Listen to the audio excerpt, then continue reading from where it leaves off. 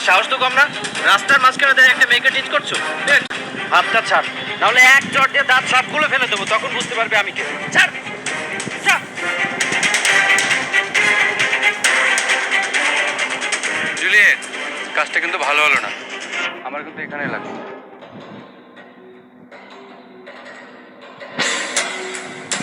আপনি যান।